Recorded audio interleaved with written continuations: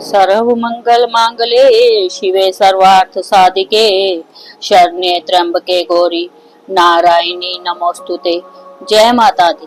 नवरात्र का छठा दिन माँ दुर्गा के छठे स्वरूप माँ कात्यायनी की आराधना के लिए समर्पित होता है। माँ कात्यायनी का स्वरूप अत्यंत ही दिव्य, तेजस्वी और अद्भुत माना जाता है।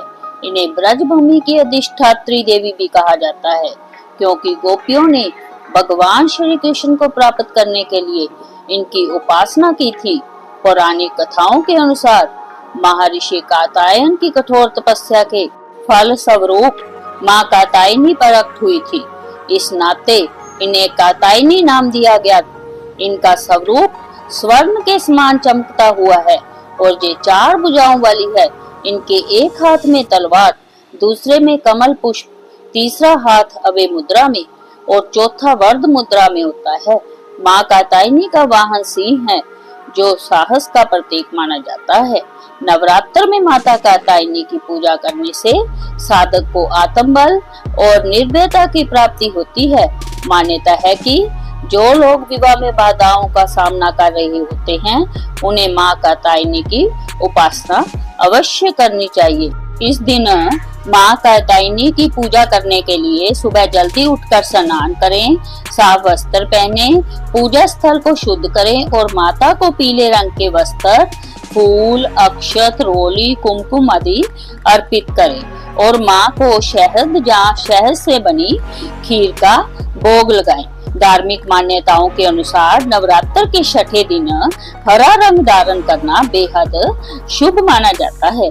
इस रंग को प्रकृति, उर्वरता और शांति का प्रतीक माना जाता है, जिससे व्यक्ति को माँ कात्यायनी की कृपा से सुरक्षा, वीरता, समृद्धि की प्राप्ति होती है। आइए सुनते हैं माँ कात्यायनी की पौराणिक कथा। कथा के अनुसार कत नाम के एक प्रसिद्ध महर्षि हुआ करते थे। उनके पुत्र का नाम ऋषि कात्या था। आगे जाकर ऋषि कात्या के गोत्र में महर्षि कात्यायन का जन्म हुआ और ऋषि अपने तप के कारण विश्व प्रसिद्ध हुए। ऋषि कात्यायन की इच्छा थी कि देवी भगवती उनके घर पुत्री रूप में जन्म ले, इसलिए उन्होंने कई वर्षों तक देवी भगवती की कठोर तपस्या भी की। मान्यता है कि ऋषि कात्यायन की तपस्या से प्रसन्न होकर देवी भगवती ने तब उनकी इच्छा का मान रखते हुए उनके घर जन्म लिया।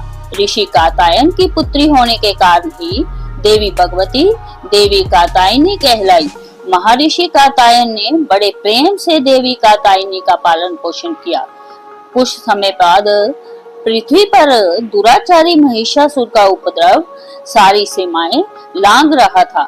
महिषासुर को ये वरदान मिला हुआ था कि कोई भी पुरुष कभी उसे पराजित या उसका अंत नहीं कर पाएगा, इसलिए उसे किसी का डर नहीं था और देखते ही देखते उसने देवलोक पर भी अपना अधिकार कर लिया था।